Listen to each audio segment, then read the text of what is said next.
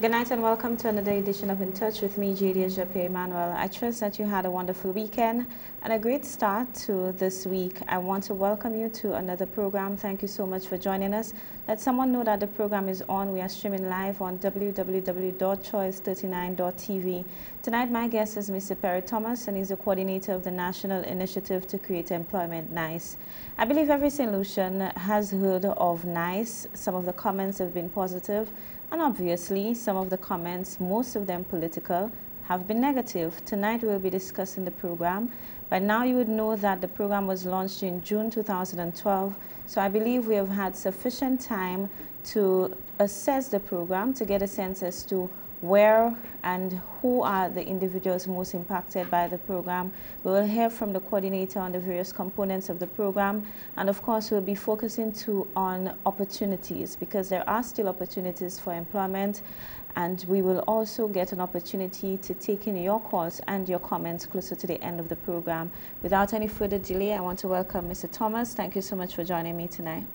Thank you, JJ. Thank you for being here. I'm happy to be here, actually, and I'm happy to discuss any issue concerning NICE, let the general public be aware of the initiatives that we are doing, the beneficiaries, how they are behaving out there, the impact the program has on the various persons, especially those receiving care, those who are employed, and generally the benefits of the program across the board, especially to the families that whose parents or daughters or sons are actually employed by the program. So I'm happy to be here to discuss any issue.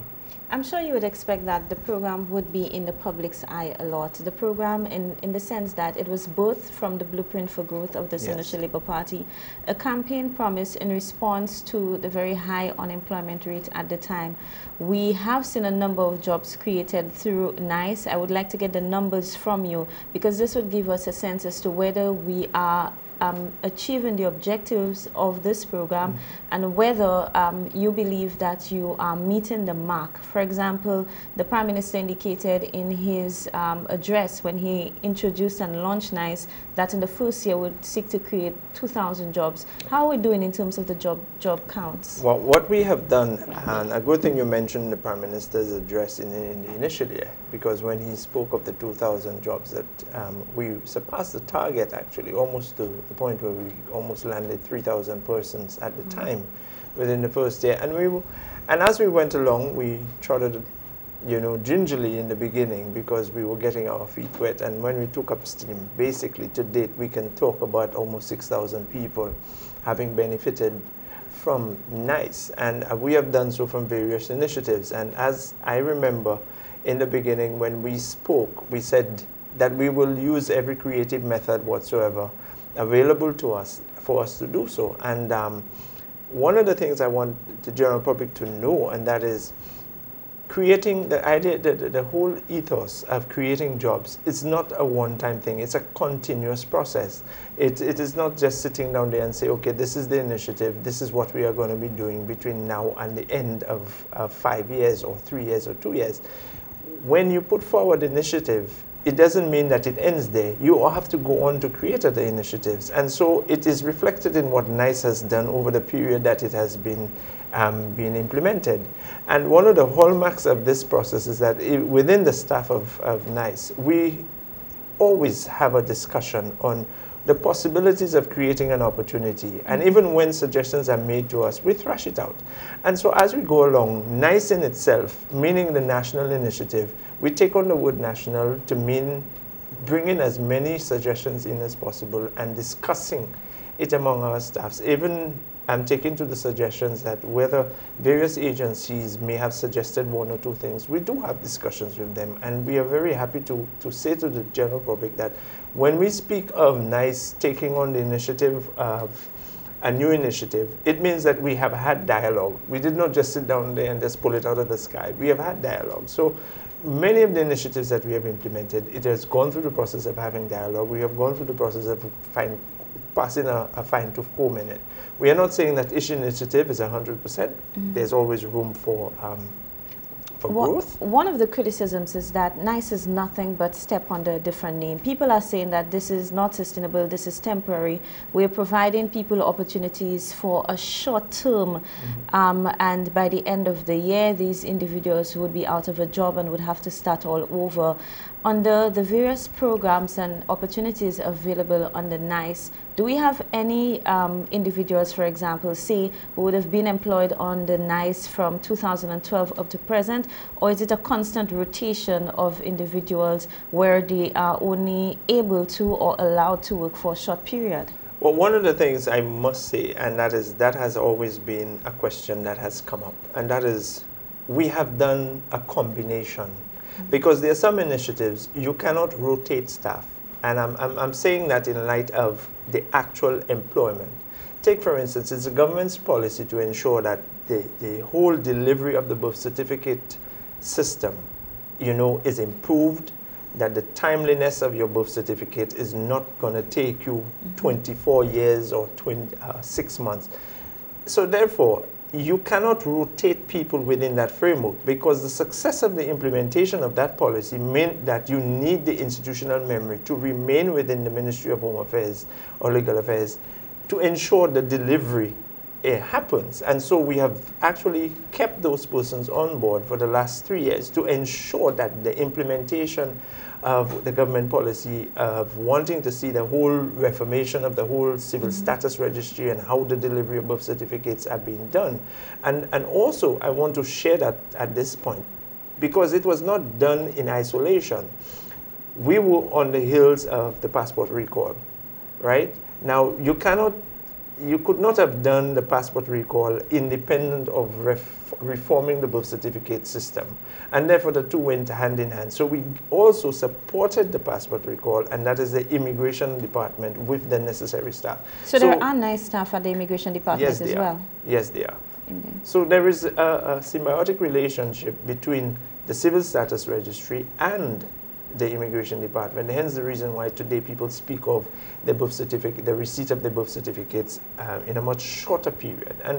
And as we go along, one of the hallmarks of that whole initiative is that the transfer of the information into a digital form that will allow for the birth certificates to be issued much faster. And that is an ongoing process. And the Ministry of Legal Affairs and Home Affairs, together with the Civil Status Registry staff, they have been working at it along with the support that we have given them. And I am very proud to know that they have done well. The reports that have been given to me by the Permanent Secretary and the staff, they have done tremendously well. We hear a lot about the relationship between NICE and the public sector. What about the private sector? Because my understanding too is that there should have been interaction between NICE and the private sector to seek to address various areas where, for example, there would be a need for employment, but there was not a capacity to employ these individuals. What is happening between NICE and the private sector? Okay, we approached on two fronts. One was that we gave the private sector the support in terms of what we call the PSPA, the Private Sector Partnership Arrangement, in which we would have supported the individual firm and the employment of individuals by 60%, and the firm would then support the other 40%. 40%, yeah. So it was a 60-40 relationship. And we did that, and we were able to speak of a retention rate within 60 to 62% of the persons that were engaged.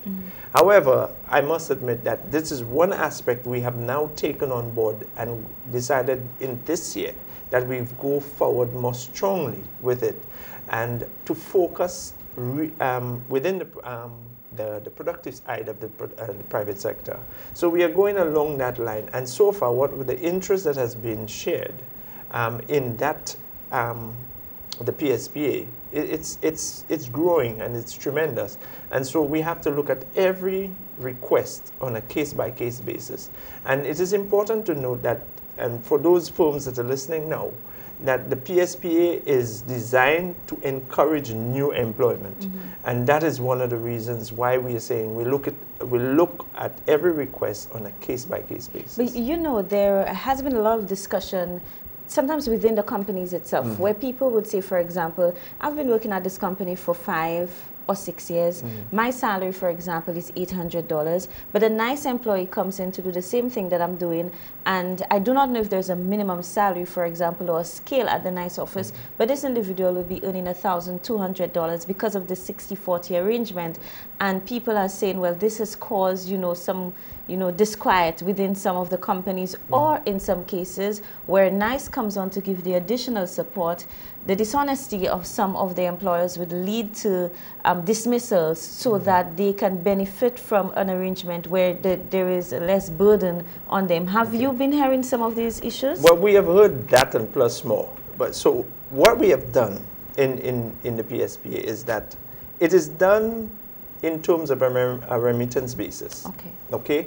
And when a firm has gotten the approval from us, the conditions for the approval would include that, one, all regulatory requirements for paying salaries are in place, and that includes the NIS, meaning that the person's NIS must be paid before we can remit anything to you.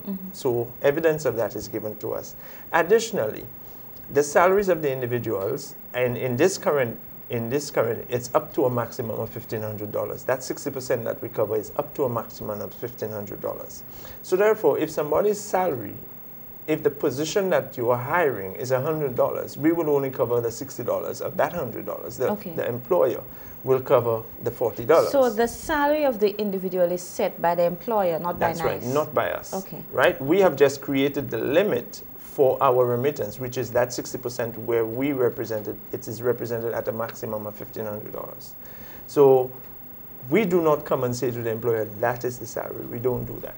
One question I must ask you, do we have any university graduates on the NICE program? Yes, because we do. Again, people say that the NICE program is catering only to people who did not finish secondary school. Nobody in the private sector wants them, and they've been forced upon the public service in various jobs. Jada, I'm happy you asked that question, because when we first started, everybody had the preconceived notion that NICE dealt mainly with entry level. We did not, and I said that in a program on, that NICE deals with unemployment across the board. No matter where you fall. No matter where you fall, because unemployment does not only affect the entry-level position, it also affects a graduate coming from university, from Sir Lewis, from secondary school, and even those who had not completed school. So it was across the board we were dealing with unemployment and not just entry-level. Indeed. When we come back, we'll be discussing the whole financial aspect, how much it is costing us to run this program, what are some of the areas that we need to get some more information on already. I'm receiving your messages, but closer to the end of the program, I will go through them as we take your calls. Stay in touch. We'll be right back.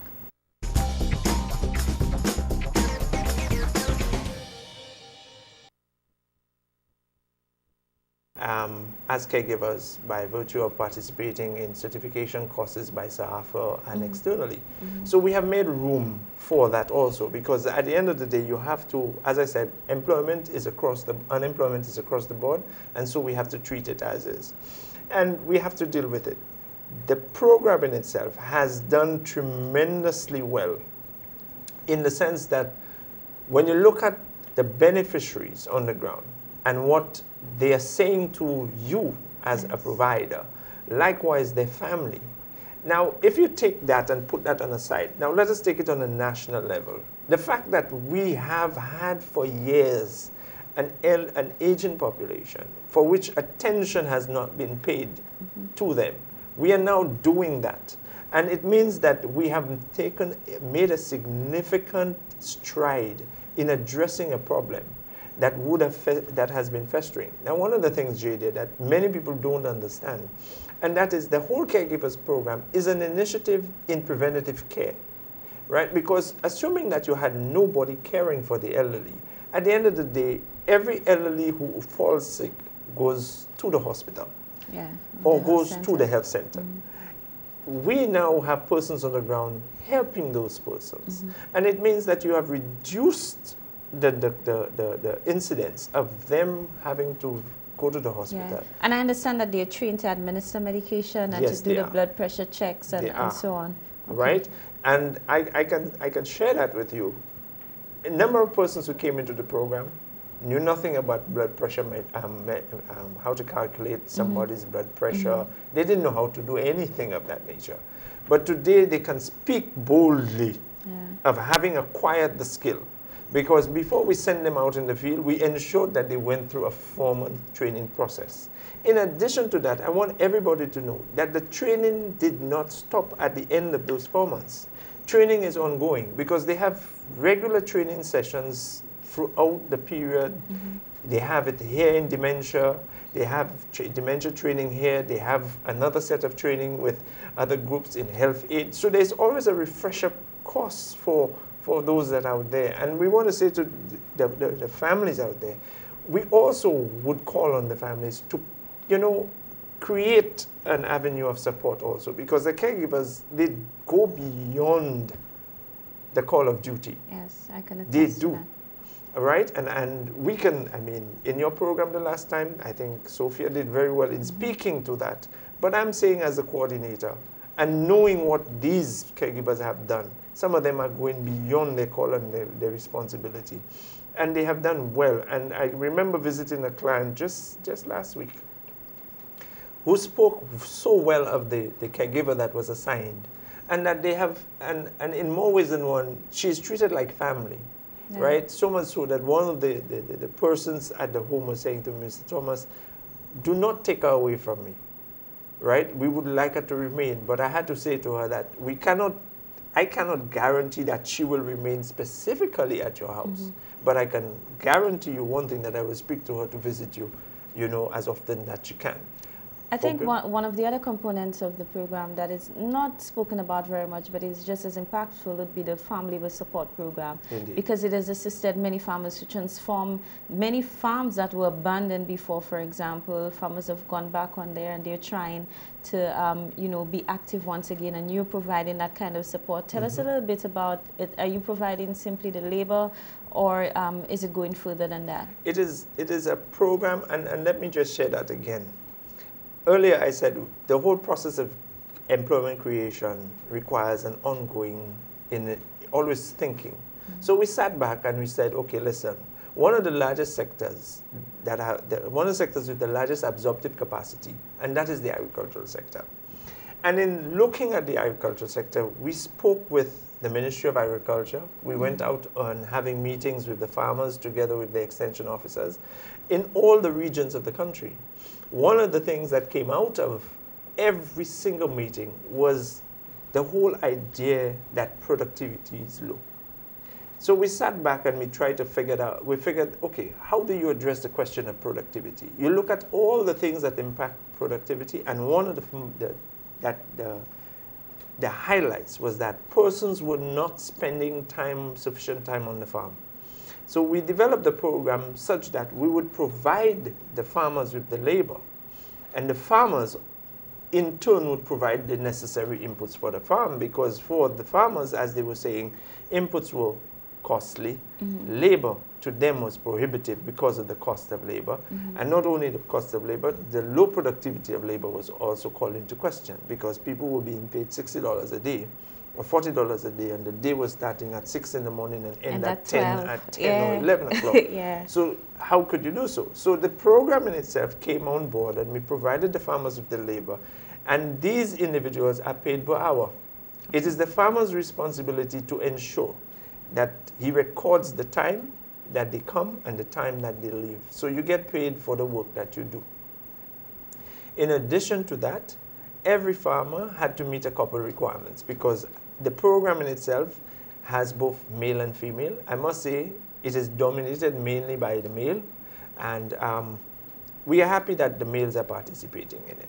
So the whole farm labor program has provided farmers with labor such that today the farmers can speak of the increase in production. Yes. And many of them can speak of that. And we did do a couple medium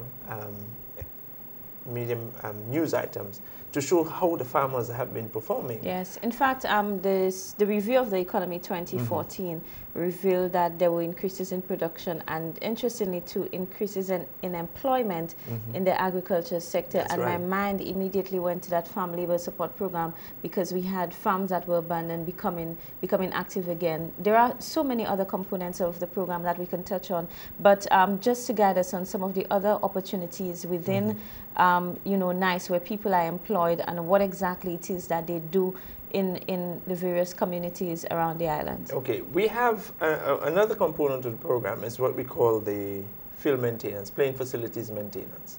And these playing facilities maintenance officers are responsible for maintaining all the playing facilities around the country, the playing fields They that do you a see great job. cut on a daily basis, right, to allow the communities to play. And I'm going to say this, the impact that has had in terms of the successes. Now, I was going to bring in the coaching program one time, because the coaching program is also another component that we do alongside the Ministry of Sports and the Football Association. And these facilities, having been, you know, been cared for, has allowed for a number of coaching programs beyond just football, cricket, to take place in the communities. You go around in the communities nowadays and you just see on an afternoon the number of persons who are utilizing the facilities. Yes. And I remember looking at some photos of the fields in Miku, the height of the grass. They were taller than I. Yeah. And today, if you go there, you'd never believe that was the field back then. And today I can say to you that these officers have done remarkably well. One thing I want to mention, in establishing those programs, we do not just establish it in terms of we have created the employment and finish.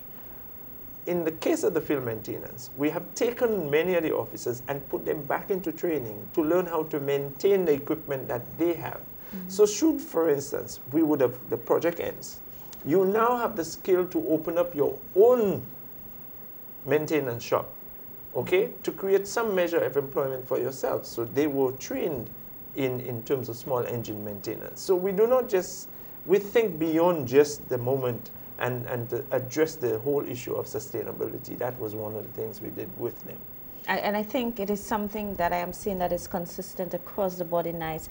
And in my own mind, I think this would be one of the greatest advantages of being employed under this program. That's right. You are trained and you will be leaving with a skill. We're due for our second commercial break. When we come back, we'll be continuing our discussion and we'll be taking your calls and your questions as well. Stay in touch. We'll be right back.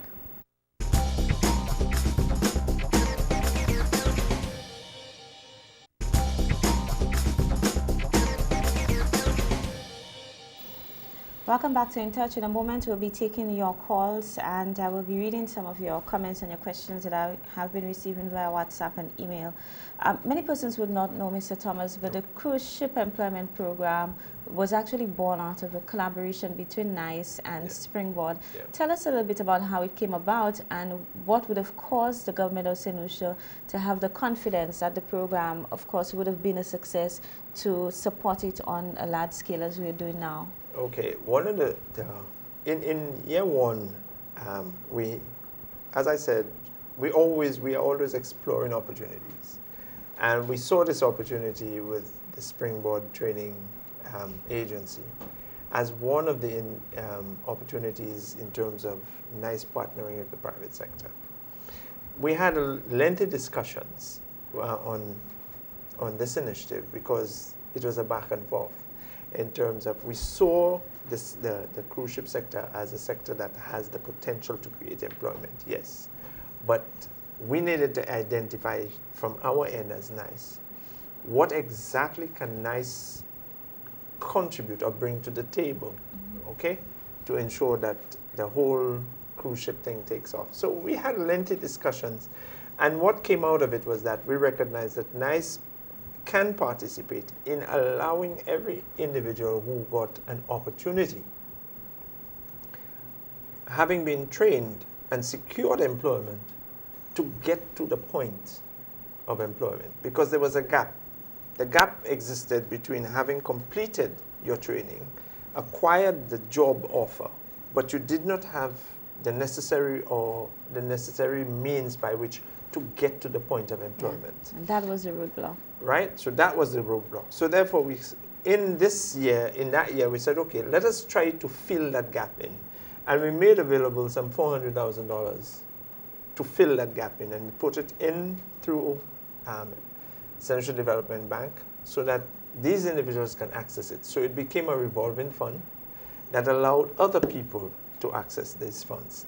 So the fund became the answer to those persons who were unable to get to the employment agency, because the point of employment, so that money was made available to them to acquire the ticket to get to Barbados for the visa, to allow them to do their medicals, to get the ticket to leave St. Lucia to go to whether it was in the United States or in Europe, the boat was docked.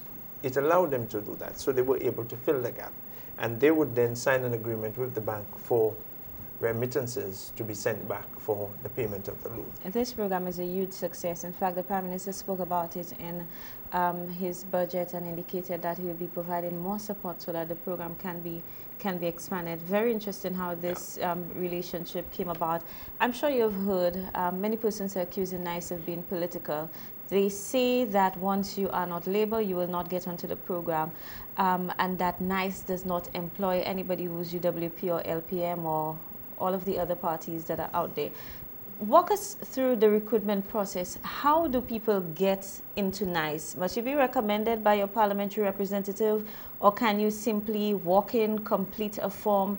What do you ask? What questions do you ask? Do you ask religion, political affiliations, and so on? No. Anyone can come into the NICE office. Anyone can come and fill out an application. Anyone can submit an application. You could do it online, or you can walk into the office and fill out your application. When your application is filled, nobody asks you which church you go to, which bench you sit in, what color shirt you wear. We don't ask you that. That is not of our concern. Our primary focus is trying our best to create employment for those seeking employment. I would also say for persons who label NICE as being just labor, we have not, the persons who support the United Workers' Party are also employed by NICE. Some of those persons who are employed were recommended by members of parliament serving the opposition. We take it across the board. We do not, that's the thing, and I think I said that on a program before. We do not look at whether you're red or yellow. The crucial thing for us is filling in that space with the right person with the right skill. And that is important. Okay, for us, it is very important that we get the right person to fit the right job, because many persons come to us and they ask. One of the fundamental things, and I share it with the general public, is that one of the weaknesses we have found in St. Lucian, in interviewing the average St. Lucian, is when you ask the individual about their skills, some persons are shy to speak of what they can do. And I'm saying to St. Lucian now, you should not be shy, to speak of the things that you can do.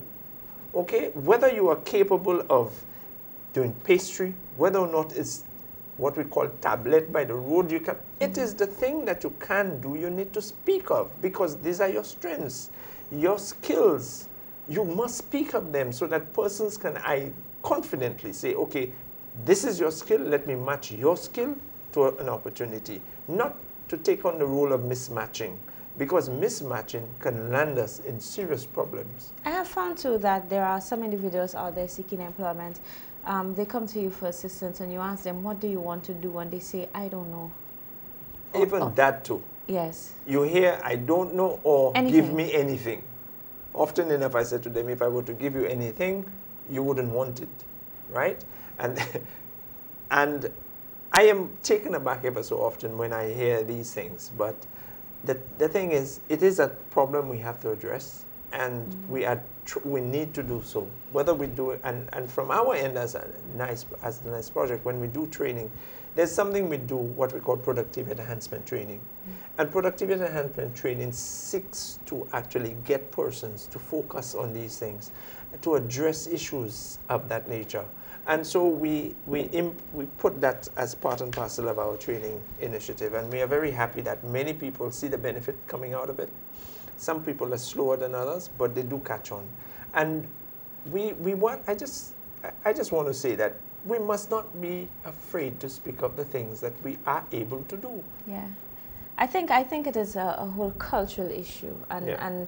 and I've said that before, that we do not know how to celebrate ourselves. We do not know how to celebrate each other, except in death, of course. So yes, we know everything about everybody, all the beautiful things about people once they've passed on. So maybe it is something. It is a cultural issue that it is a chain that we must break, really, so that we can begin to discover our talents, because some of us really do not know what our skills are. We do not know what our talents are. Some of us just do not know the power that lies within us and what we are able to do. One more issue before we begin to take our phone calls, and that is the issue of dealing with, disciplinary matters. There is this view again that once something is run by the government of St. Lucia, financed by the government of St. Lucia, anything goes. And in the minds of some of these individuals, it does not matter how many times they breach a contract. It does not matter how many times they are late for work. It does not matter how many times they show up without a reasonable excuse. They are untouchable, and they ought not to be disciplined. They ought not to be dismissed. How do you deal with, firstly, does it exist? I don't know if that's a question, because I am certain that it exists, even though I'm not part of this program. And in the instances where issues would arise, is there a mechanism for dealing with it? Okay. Deidre, I'll say to you that as a project involved in employment, we are not immune to that kind of behavior on the part of employees. I figured. Right? It's inherent in human nature that some of this happens. But as a project, we take performance seriously. You've got to perform on the job. Right? We take it seriously. And therefore, when it comes to disciplining an employee, we do it within the confines of the law, and we do it very swiftly. We don't hesitate. And I'm happy you asked that question, because many persons will think that because it's a government-run program, that anything goes. Anything doesn't go. Because what happens is that we do take on your performance appraisals. We do review every performance appraisal that comes to the office of every individual employee under the program, right? From the field maintenance officer to the person at the legal affairs office, to the person in the farm labor program, to the person in the home care program. Wherever you are employed by NICE, we do require from the place of assignment a performance appraisal of the individual throughout the period that you are there. And therefore, we are able to look at that. If you're not performing, to address issues. That's right. So we take it very seriously. Because sometimes, the performance appraisals are there with consistently low grades, but hands seem to be tied all the time, especially, when you're dealing with the public service and all of that. We will be taking your phone calls. I know I've been getting so many messages, but if we could just go through some of the messages quickly, and then, we can get in at least one or two phone calls. This individual says the NICE workers use weed eaters to cut grass on the Ansari playing field. Since its upgrade, the field does not regain its stature since.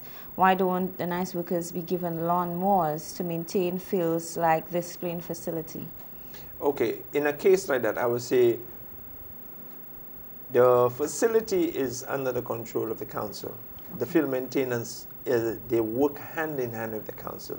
And to the best of my knowledge, I think in Ansari, the lawnmowers are resident within the council. And therefore, the council and the field maintenance program are to work hand in hand. And if that is not happening, we then we'll have to look into it, because that is supposed to be the case, not any other way around. I just got a message concerning employment in the health sector, and I know that this one will be outside of NICE and more directed to the Ministry of Health, and that is to do with individuals who have graduated with their nursing certification and are unable to find employment. My understanding is that there are individuals who have moved on from the Home Help for the Elderly program to go into mainstream Ministry of Health because they've gone on to do certification with Sarah Lewis and so on. Well, I'm very happy you brought that up because a number of persons from the Home Help program have graduated into the nursing program. Nice. They have gone on to nursing and they are doing nursing currently, and we are very proud of them. But I also wish to mention that even the nurses that you speak of, when the nurses who graduated from Cuba came back, NICE was able to facilitate their internship program, sure, right, and help them with their examinations. Finally, when we come back, we'll be taking some of your phone calls before we end the program, so stay with us. We'll be back after this commercial break.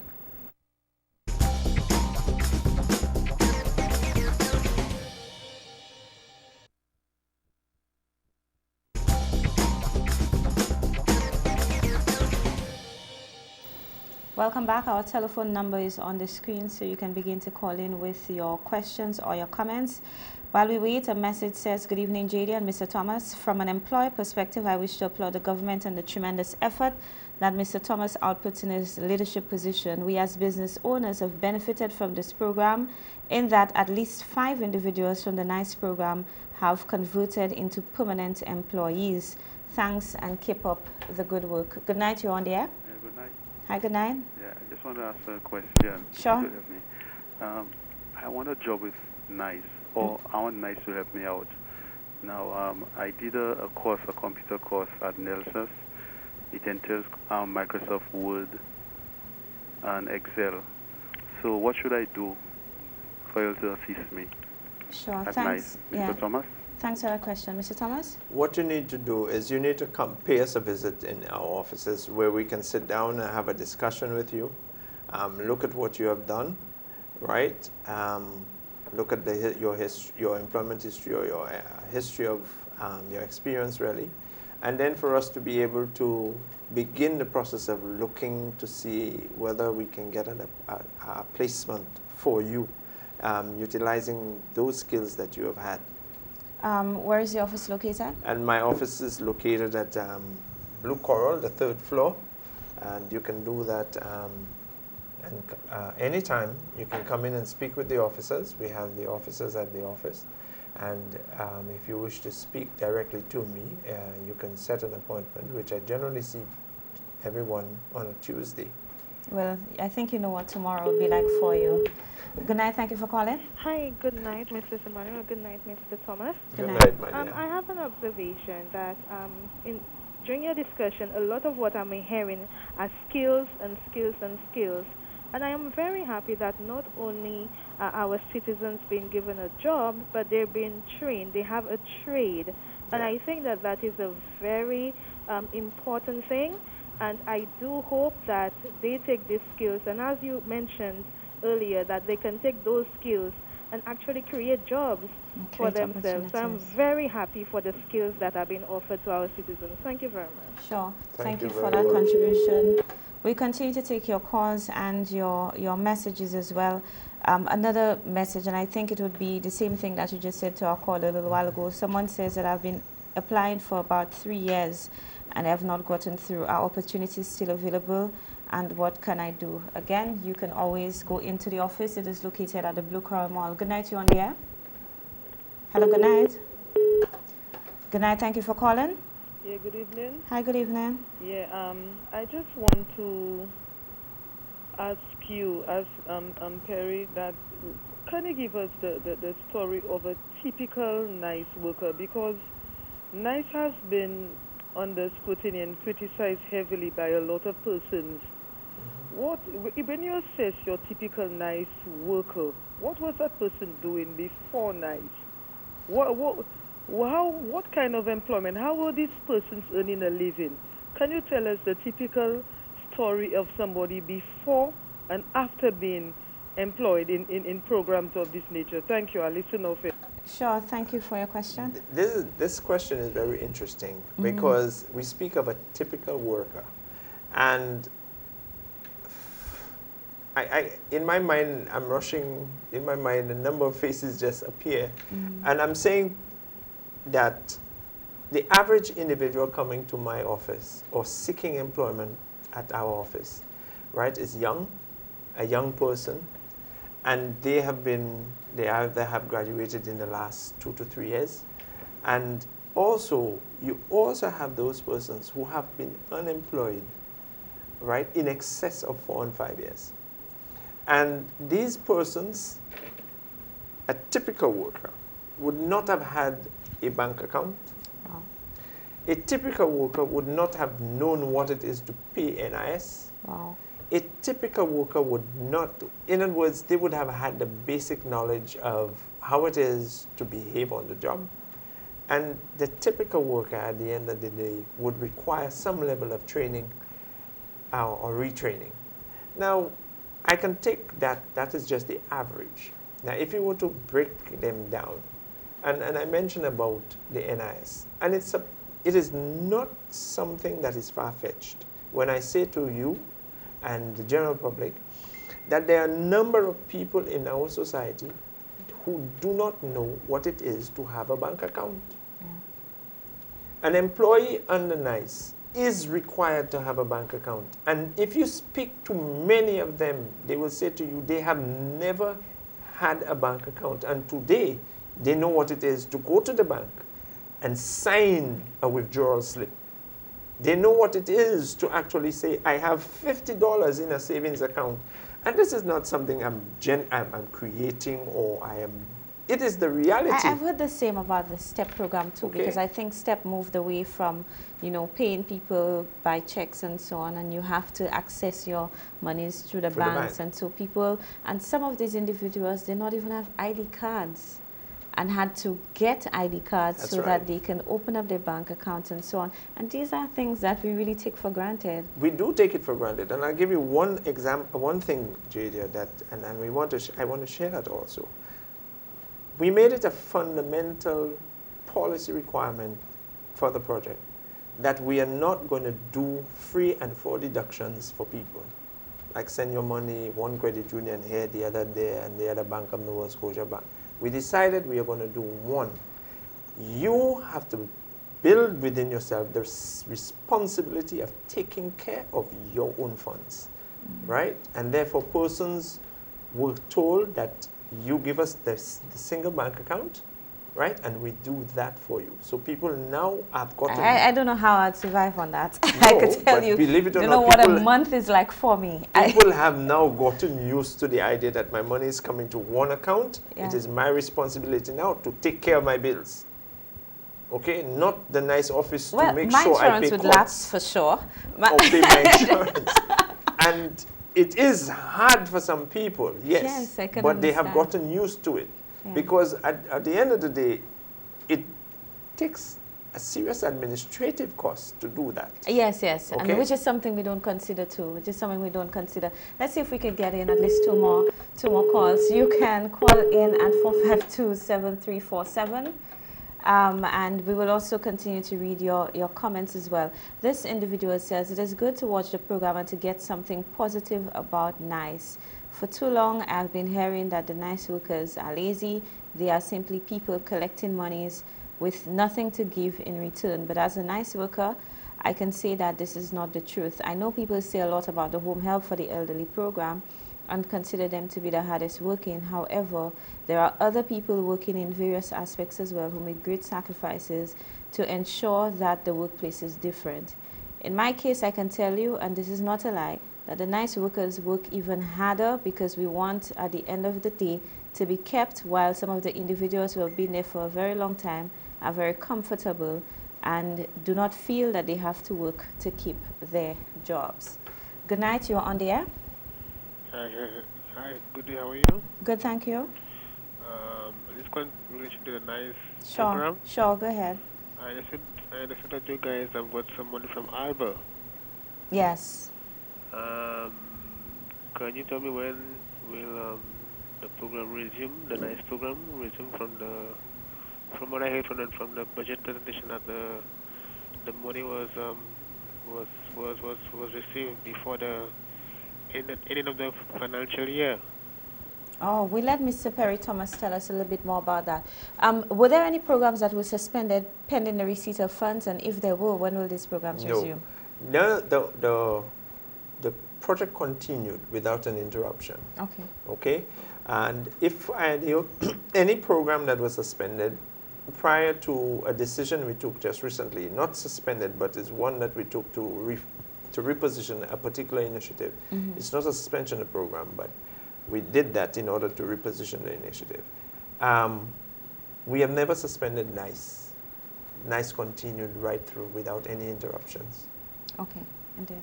We'll take a final call. We'll take one more call and try to get in some of the comments. I'm trying to respond to some of the questions that I'm getting because, as you indicated, it would be visitors at the office for more information. Good night, you're on the air. Good evening. Hi, good evening. I'm calling to query about the NICE contract Sure. because I'm understanding there are individuals whose salaries have been reduced without contract. So you had individuals who were employed on the NICE previously. Up to recently, they have been called into the office. Their salaries have been reduced.